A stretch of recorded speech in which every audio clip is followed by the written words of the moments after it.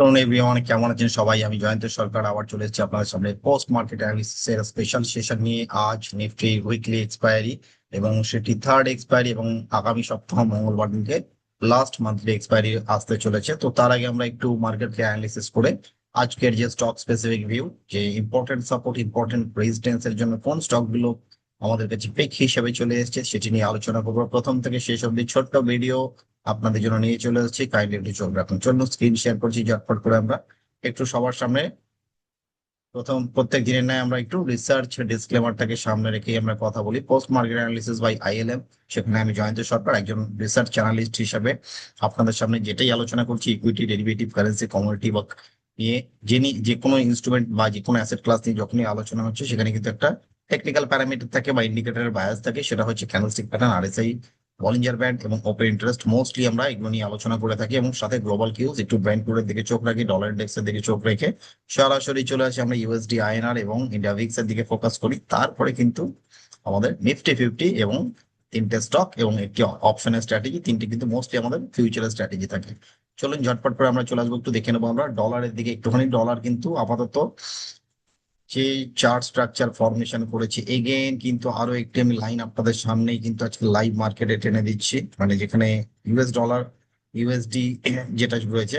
তো US dollar কিন্তু মোমেন্টামে রয়েছে, কারণ এর মার্কেট রাত্রেবেলা বন্ধ হয়, আমাদের পোস্ট মার্কেট কিন্তু তার আগে যেহেতু করতে হয়, তার জন্য আমরা দেখতে পাচ্ছি এখানে গতকালের যে ক্লোজিং ছিল 99.58 এবং প্রিভিয়াস ক্লোজিং ছিল 99.604, মানে লোয়ার ক্লোজিং, বাট আরএসআই তে কিন্তু হায়ার ক্লোজিং। আরএসআই তে ছিল আমাদের যে ক্লোজিংটা লাস্ট, এটা ছিল আমাদের 7ই আগস্টের যে ক্লোজিং ছিল আরএসআই তে 36.09, এবং গতকাল আরএসআই এর ক্লোজিং ছিল 37.63। পরিষ্কার কিন্তু একটা পজিটিভ ডাইভারজেন্স ডলারে দেখতে পাচ্ছি, এবং আজকে গ্যাপ ডাউন ওপেনিং হওয়ার পরে kind of piercing candlestick pattern formation এখন অফ দি টিল নাও রয়েছে আফটার এ হ্যামার। এবার যদি কনফার্মেশন ক্যান্ডেলের পরে যদি ফলো আপ মুভ আপসাইডে আসে, তাহলে পরে এর আগে যে আমাদের এনআরডিটা তৈরি হয়েছিল সেটা কিন্তু আর ওয়ার্ক করবে না ভালোভাবে। তো সুতরাং সেখান থেকে যদি বুলিশ মোমেন্টাম আসে, তাহলে পরে কিন্তু এই ডলার 100.5 টাইপ যদি চলে যায়, তাহলে কিন্তু ইমার্জিং মার্কেট মানে গ্লোবাল সমস্ত মার্কেটের উপর একটা কিন্তু ব্যাড এফেক্ট আসতে চলেছে।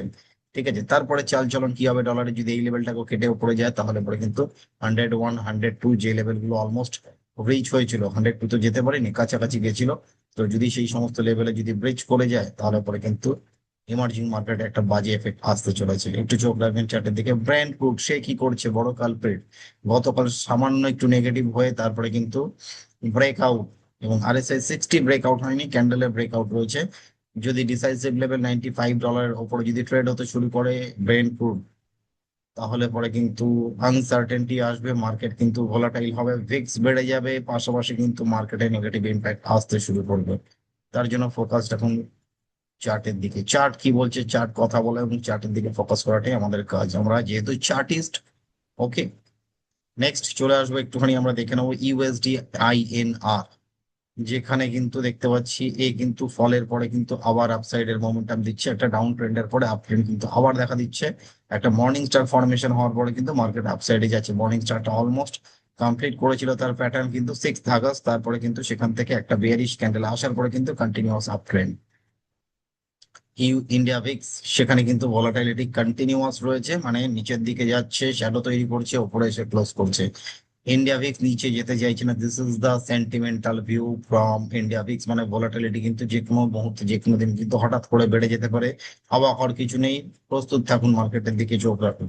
ওকে, এবারে চলে আসবো নিফটি ফিফটি কি করছে আজকে। নিফটি ফিফটিতে দেখতে পাচ্ছি একটা ডাউন টুয়ার্ডস ডাউন ট্রেন্ড চ্যানেলের দিকে কিন্তু ফোকাস রাখছি আমরা। যে ডাউন ডাউন ট্রেন্ডে যে চ্যানেলটা, সেটা কিন্তু কন্টিনিউয়াস প্যাটার্ন বা কন্টিনিউয়েশন প্যাটার্নের কিন্তু ফলো আপ সেলিং এভরিডে আসছে, এবং আরএসআই অলমোস্ট 45 এর আশপাশে ট্রেড হচ্ছে, এবং সেটা কিন্তু হয়তো 40-তে এসে হয়তো একটু পজ নিয়ে তারপরে পড়বে না ও পড়ে যাবে, তখন আমরা অ্যানালিসিস করবো। বাট আপাতত কিন্তু একটা বেয়ারিশ মুভ কন্টিনিউয়াস দেখতে পাচ্ছি। একটা বুলিশ মুভ দেখিয়েছিল যেরকম খাড়া একদম প্যারাবোলিক মুভ আপ সাইডে, প্যারাবোলিক মুভ কিন্তু ডাউন সাইডেও রয়েছে।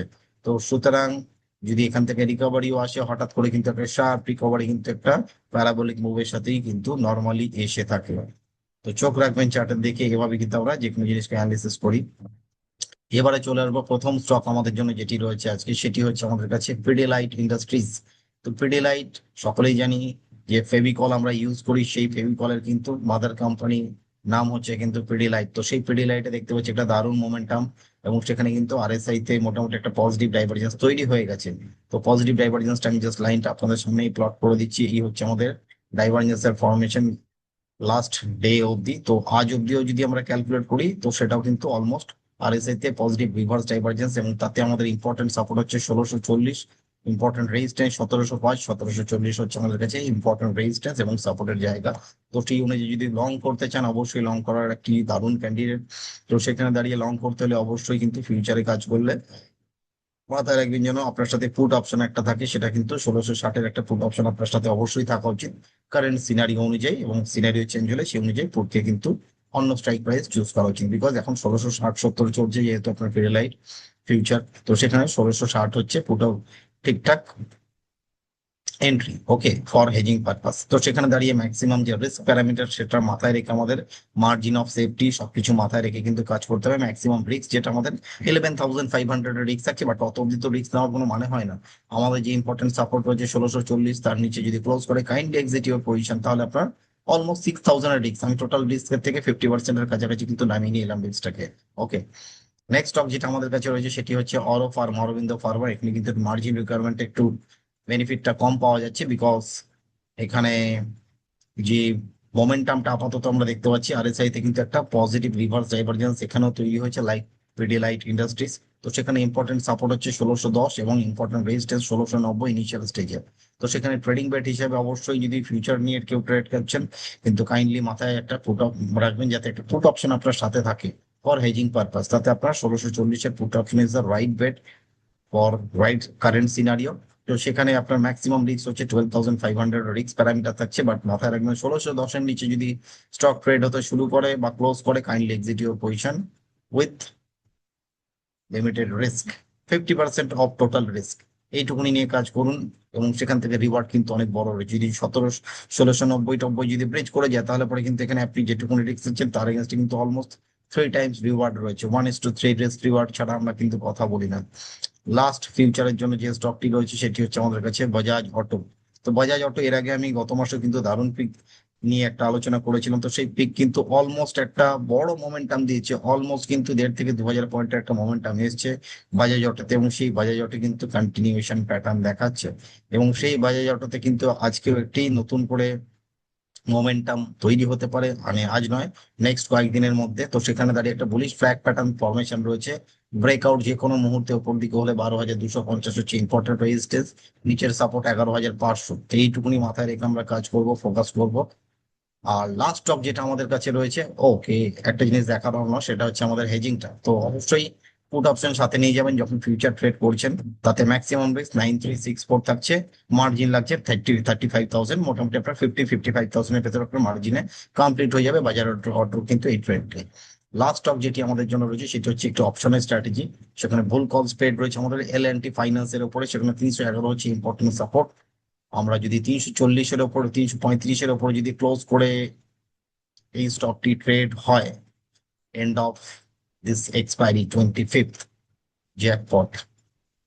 অলমোস্ট 1:2 এর কিন্তু রিস্ক রিওয়ার্ড রেশিও, বাট 310 মাথায় রাখবেন। যদি 310-এর নিচে ট্রেড হতে শুরু করে, kindly book your loss and exit your position with the loss. Okay, এই হচ্ছে আজকের আমাদের সমস্ত স্ট্র্যাটেজি এবং পোস্ট মার্কেট অ্যানালিসিস এর সমস্ত বিশ্লেষণ। তো যারা যারা এখনো আমাদের এই অ্যাপ্লিকেশনটির সাথে যুক্ত হতে পারেননি, কাইন্ডলি ফোকাস করুন, নিচে ডেসক্রিপশন বক্সে দেওয়া রয়েছে এই অ্যাপ্লিকেশনের লিংক। ডাইরেক্ট আপনারা ওখানে একটা ক্লিক করলে রিডাইরেক্ট হয়ে যাবেন আপনারা সরাসরি প্লে স্টোর, এবং প্লে স্টোর থেকে ডাউনলোড করলে কিন্তু অ্যাপ্লিকেশনটা আপনাদের জন্য চলে আসছে। সেখানে সমস্ত আমাদের যে ছোট ছোট পিক নিয়ে আমরা আগামী দিনে আমরা আলোচনা করতে চলেছি, এবং আমাদের কোর্সেসও কিন্তু সমস্ত ডিটেলস এখানে দেওয়া থাকছে। তো কাইন্ডলি ফোকাস করুন আমাদের এই অ্যাপ্লিকেশনের দিকে। আই লাভ মানি। ওকে, চলুন তাহলে আজকে আমরা এখানেই সেশন এন্ড করবো। প্রত্যেকে ভালো থাকবেন, সুস্থ থাকবেন। আবার আগামীকাল আমাদের দেখা হচ্ছে এই পোস্ট মার্কেট অ্যানালিসিস সেশনে। Okay, happy trading, happy investing to everyone, good day.